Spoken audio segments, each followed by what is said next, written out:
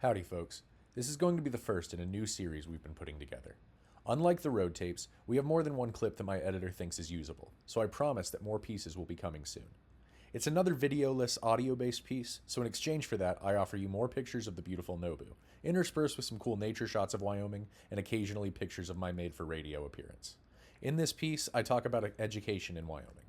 Partly, this is meant to share some insights into how I'd approach education as governor, but also to begin a discussion about just how backwards the partisans have made our thinking when it comes to the topic. Thanks for listening. Wyoming was once a leader in education. Per capita, we had some of the highest test scores in things like the ACT and SAT, not government-run tests, privately run, which should say something.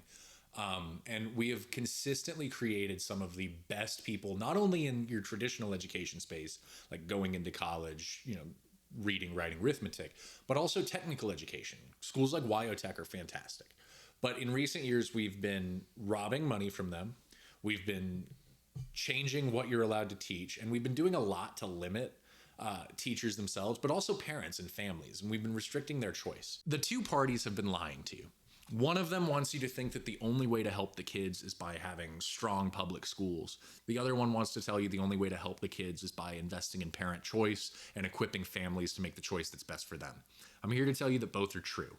You can have a thriving marketplace of education where we provide a lot of money directly to families in programs like education savings accounts, voucher programs, credits, all of these things that make it easy for even a poor working class kid to afford a high quality private education or to get private tutoring or to get extra supplies and materials, or even people want to act like spending a voucher on a trampoline is a waste of taxpayer dollars. I'm here to tell you there's way worse wastes of taxpayer dollars. And if your kid is outside jumping on a trampoline and being physically active, that's probably better than them sitting inside playing video games all day. So the thing is, you want to invest in a dramatically robust system of funding so that parents and guardians and families can invest in the education choice that they see as best. But then you also want to make sure that you've got the best darn public schools you could possibly have. You've got the best options so that a parent can say, do I want my kid to go to this classical academy? Or do I want them to go to this Christian school? Or do I want them to go to this public school that has great reading, writing, and job placement programs? And they can make that choice. And you do that by empowering the market of education.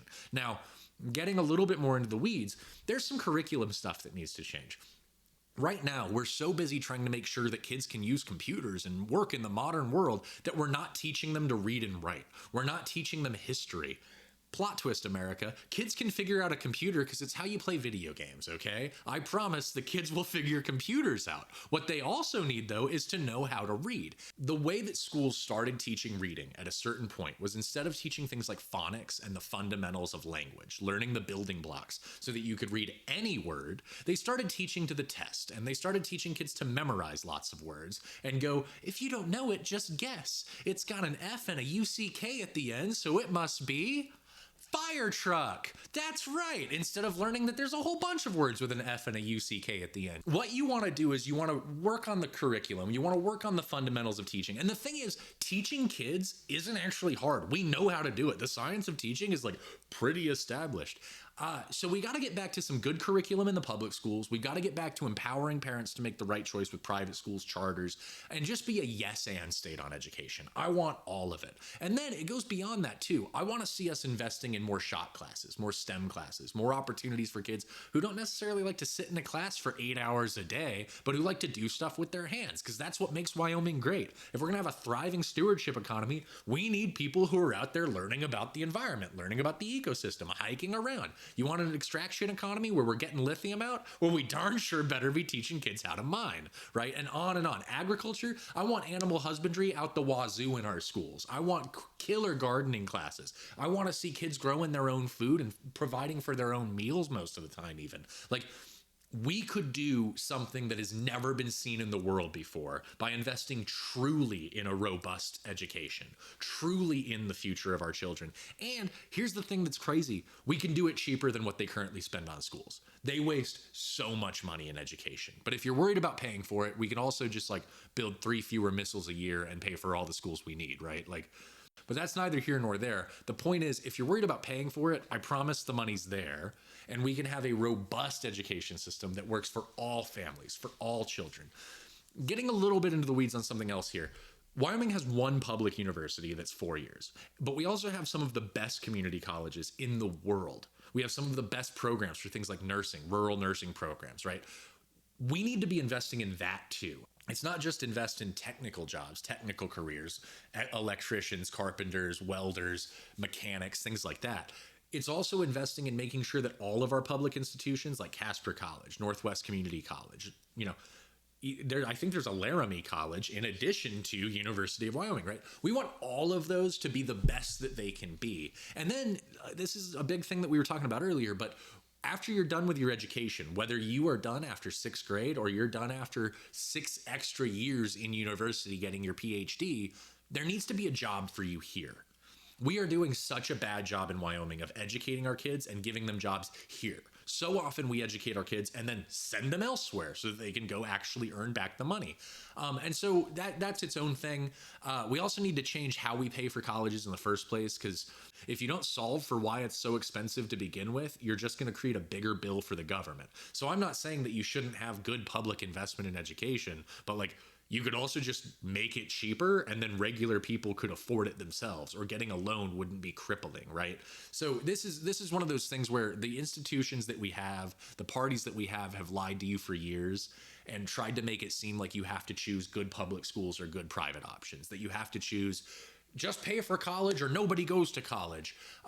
Neither of those things are true. You can have awesome options, from technical schools and trade schools to really good universities to good community colleges. You can have thriving kindergarten programs. You can have killer 6th grade programs, right? All the way up. And then as a final note, our mom is a childcare provider. She teaches little kids in a preschool environment, and some of the stuff she does with them is awesome. I love hearing about it. Why is she able to do that? Because she has freedom as a teacher to make choices that parents get to reward by choosing to send their kids there, right? So a lot of people like to talk about the free market and how you need a market force in education. And if you're a nerd, you're familiar with this.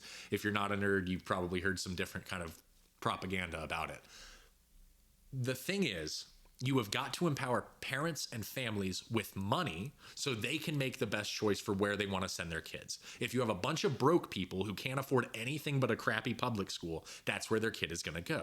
But if you have a bunch of people with money in their pockets, if the dollars follow the students through things like vouchers and education savings accounts, then what you end up with is parents able to choose the school that they know will be best for their kid. And then people like my mom, who have an awesome Christian preschool environment, will get parents who want their kids in their environment. Other parents, like, I'll give 2 great examples from Casper. You have Casper Classical Academy and you have Woods Elementary, which goes all the way through middle school. Both of them have that middle school program. At Casper Classical Academy, they beat your hands with rulers and teach you Latin. I kid a little bit about the rulers, but that's where I went. And there's a reason that I'm an uptight nerd. Other kids go to Woods, where they don't even have grades, and they all come out as frou-frou little artists. Now, I don't want to badmouth either of these schools too much, so I won't go too much further, but the point here is, in Casper's public education system, there is already an abundance of choice because they haven't regulated the crap out of those schools into being forced into a specific way of teaching. Instead, they empower parents to choose where they want their kids to go, and then those parents, yeah, they have some responsibility. That's part of the whole deal with parenting, right? Parents have to make choices for their kids for good and bad. But what you want to do is you want to make those choices easier for parents so they can make the right one, not make a choice out of necessity because they're too broke to afford a good school. As a final thought on this, the kids are all right. The kids want to learn. The kids are naturally curious. That's kind of what they do. And then adults are too. So if you had a good education system, you'd have more options for everybody to continue to pursue their own education, and maybe even to make a choice in like 6th grade and say, you know what, I want to go into welding and be a welder because that's what I want to do. And then they can take those classes, learn those skills. And then when they're 40, they can be like, you know what, I'm done welding. I've made my money doing this, but I want to go back to school and learn history because now I'm a nerd about history. And then there are options for that. Like, when I say reimagine, I mean from the ground up, we are doing education wrong. And we basically treat kids as like, up until you're 18, anything you want. Now you're 18, screw you, adult. Like, that's backwards too. So fixing education is a lot of things. And by the time we're done, it'll look nothing like it currently does. And you're going to have a lot happier kids, families, and even economies and towns because everybody will be connected and thriving in an environment that suits them best, not in an environment that suits one specific type of nerd well. Thanks for listening. If you enjoyed this piece, be sure to like and subscribe and all that other jazz. Also, if you want more content from our campaign and from the DINO movement, be sure to check out our website at dinowyo.com and our other social media channels linked in our page description. Until next time, this is Gabriel Green, DINO candidate for Wyoming Governor in 2026.